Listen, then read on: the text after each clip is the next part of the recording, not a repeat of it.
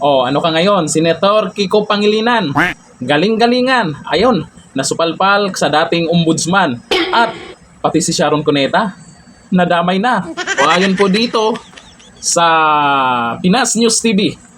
Ito, mayroon pong sagutan po itong dalawa. Mayroon kasing yaw-yaw si Kiko Pangilinan pagdating sa usapin po ng SALN. Sinagot lang naman ni dating Ombudsman Martires, itong pinagyayaw-yaw ni Senator Kiko Pangilinan.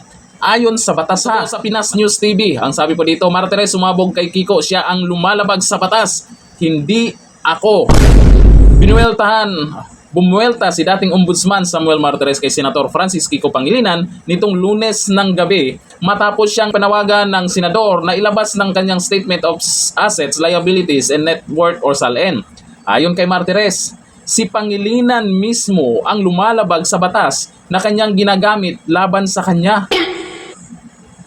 Partikular sa Republic Act No. 6713 or ang Code of Conduct and Ethical Standards for Public Officials and Employees. Sa panayam ng Billionaire News Channel, kasama si Pinky Webb, ibinunyag ni Martires na hindi raw isinama ni Pangilinan ang mga financial record ng kanyang asawang si Sharon Cuneta sa sariling SALN. O nga naman no, mag-asawa.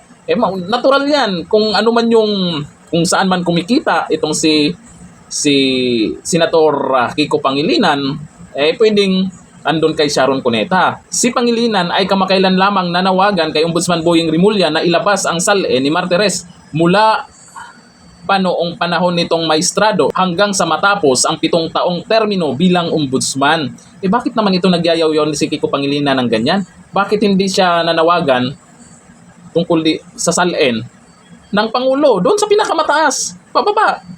Dating ombudsman pa yung pinag-initan. Bakit kaya? Ngunit giit ni Martires, ang kanyang inilabas na memorandum ay kapareho lamang ng mga alituntunin ng Korte Suprema, Senado at Kamara na nangangailangan ng pahintulot ng opisyal bago ilabas ang SALN upang maiwasan ang harassment at maprotektahan ang seguridad ng mga empleyado ng gobyerno. Dagdag pa niya, bukas siyang ilabas ang kanyang SALN basta tatanggapin ang mga sensitibong detalye gaya ng kanyang tirahan. Oh, ayan, Kiko Pangilinan, na back to you ka. Kung manawagan kayo dyan na kung ano yung ilabas na SALN, ang pinakamagandang ilabas talaga, yung mga active ngayon na nagtatrabaho sa gobyerno, lalo na yung Pangulo. Diba? Pangulo, Vice President, lahat ng senador, lahat ng congressman, dapat yan yung yaw-yaw mo dyan, Kiko Pangilinan. O ngayon, dahil sa pinagyayaw-yaw mo, damay na ang asawa mo.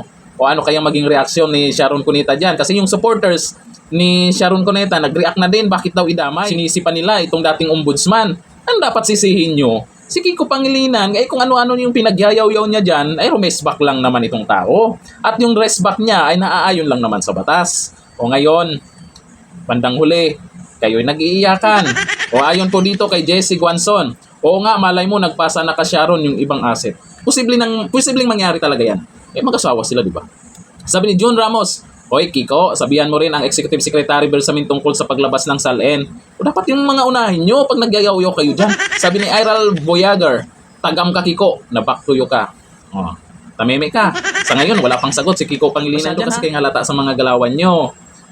Yung lumalabas sa bunganga nyo, hindi nyo pinag-isipan. Yung narisbakan, tahimik naman. Dito na lang, thank you. Bye-bye.